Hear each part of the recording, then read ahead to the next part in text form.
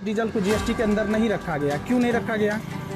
इसका वजह तो सरकार ही बता सकता है ना। पेट्रोल और डीजल को जीएसटी के अंदर नहीं रखा गया, क्यों नहीं रखा गया? इसे तो नहीं पता। देखिए आम जनता को पता ही नहीं है पेट्रोल और डीजल को जीएसटी के अंदर, पेट्रोल और डीजल को सर जीएसटी के अंदर नहीं रखा गया, क्यों नहीं रखा गया? नहीं मालूम। अब देखिए यहाँ इतनी आम जनता है, किसी को मालूम ही नहीं कि पेट्रोल और डीजल को जीएसटी के अंदर रखा नहीं, क्यों नहीं रखा गया? देखते एक्चुअल दाम कितना है पेट्रोल और डीजल का? पेट्रोल का कितना है दाम? नहीं, एक्चुअल दाम है आपका 57 रुपया 35 पैसा। जो आप 108 रुपया में पेट्रोल खरीद रहे हैं उसका दाम है 57, लमसम 58 रुपया। स्वागत है आपका RNN सच आप तक में। मैं अंकित शेखावत, कैमरामैन अमित कुमार के साथ। अभी हम मौजूद हैं मधेपुरा जिला के बिहारीगंज विधानसभा में। आज मैं एक भविष्यवाणी करने वाला हूं। अब क्या भविष्यवाणी, आप सोच रहे होंगे मैं पंडित हूं। नहीं, मैं पंडित नहीं हूं, लेकिन एक मैं ऐसा भविष्यवाणी करने वाला हूं जो आने वाले कुछ समय में सच होने वाला है। अब देखिए भविष्यवाणी क्या है, आप नोट कीजिए उसको, एक कॉपी और कलम लीजिए, उसको नोट कीजिए। नोट क्या कीजिए, अभी देखिए भारत में जो है पेट्रोल और डीजल का दाम, पेट्रोल का दाम मैं कैमरामैन से अनुरोध करूंगा कि यहाँ दिखाए। पेट्रोल का दाम जो है 108 रुपया और 8 पैसा के तकरीबन है, और डीजल का दाम देख लीजिए 94 रुपया 80 पैसा लगभग, यानी 109 रुपया पेट्रोल और 95 रुपया जो है डीजल है। अब देखिए मैं एक भविष्यवाणी करने वाला हूँ कि इसका दाम आने वाले 15 से 20 दिनों में ये अंडर 100 हो जाएगा। पेट्रोल 102 या लमसम 100 हो जाएगा, 108 से घट के, और डीजल का दाम भी कम होगा। ये मैं इसलिए बोल रहा हूँ कि इसके पीछे एक रीजन है ना, राजनीतिक कारण है। अब देखिए एक गौर करने वाली बात है। पहली बात तो आप देख रहे हैं RNN सच आप तक, और इसका एक ही थीम है, ना कोई पक्ष ना विपक्ष, केवल सच। मैं अभी भारत सरकार पे जो है एक सवाल खड़ा करने जा रहा हूं। देखिए पेट्रोल और डीजल का दाम जो है 108 रुपया, लमसम 108 रुपया, यानी 9 रुपया की लमसम है। हमारा पड़ोसी देश जो है, हमारा पड़ोसी देश नेपाल, और वहां में पेट्रोल और डीजल का दाम जो है, पेट्रोल और डीजल का दाम नेपाल में मात्र 96 रुपया 85 पैसा है, लेकिन यहाँ और हमारे भारत में कितना है? 108 रुपया 8 पैसा। मैं ऐसा इसलिए बोल रहा हूँ, नेपाल का जिक्र मैं यहाँ इसलिए कर रहा हूँ कि भारत से ही नेपाल एक्सपोर्ट इंपोर्ट करता है पेट्रोलियम का। भारत से, यहाँ से भारत एक्सपोर्ट करता है नेपाल को, और वहाँ कितना है? 96 रुपया 85 पैसा, और हमारे भारत में कितना है? 108 रुपया। ऐसा क्यों है? देखिए सबसे बड़ा बात, मैं किसी भी राजनेता का विरोध नहीं कर रहा हूं, मैं किसी का भी पक्ष नहीं ले रहा हूं। आप देखिए सबसे बड़ी बात, पेट्रोल और डीजल को जीएसटी के अंदर नहीं रखा गया है।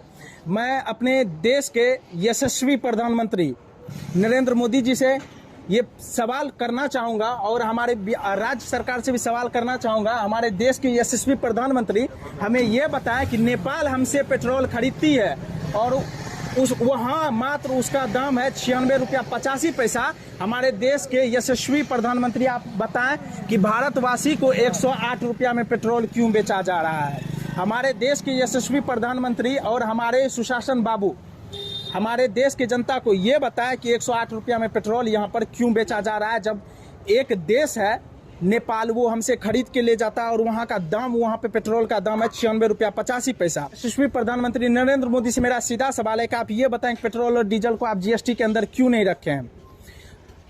अब मैं इसका जवाब देना चाहता हूँ। अगर पेट्रोल और डीजल को, देखिए जीएसटी हर चीज पे लगा, अभी बजट आया है, अभी कल ही बजट आया है, और उस बजट में क्या मिला क्या नहीं मिला वो तो आप अच्छे तरीके से जानते हैं।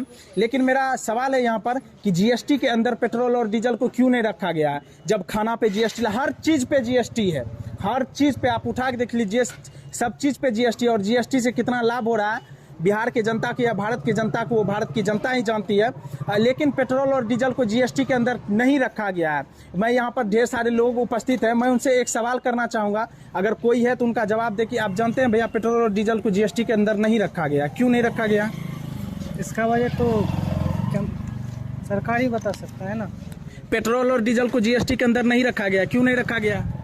इसे तो नहीं पता। देखिए आम जनता को पता ही नहीं है पेट्रोल और डीजल को जीएसटी के अंदर, पेट्रोल और डीजल को सर जीएसटी के अंदर नहीं रखा गया, क्यों नहीं रखा गया?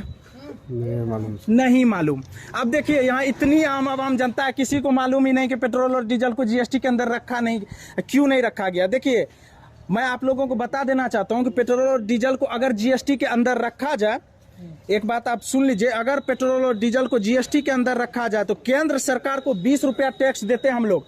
1 लीटर पेट्रोल आप जो 108 रुपया में खरीदते हैं, 108 रुपया में पेट्रोल जो आप खरीदते हैं तो 1 लीटर पे 20 रुपया टैक्स लेती है आपकी केंद्र सरकार।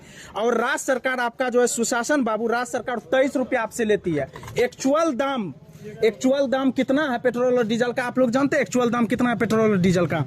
पेट्रोल का कितना है दाम?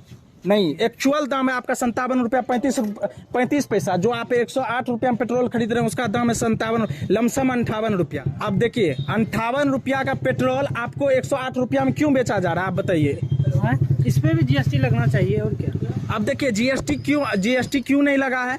क्योंकि इस पे टैक्स जाती है किसको? राज्य सरकार को और केंद्र सरकार को। अगर जीएसटी बाइक सब पे लगा है तो बाइक सब पे लगा हुआ है जीएसटी।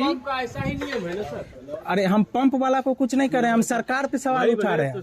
सरकार ये तो डायरेक्ट सरकार की गड़बड़ी है ना, ये पंप वाले को तो नहीं है।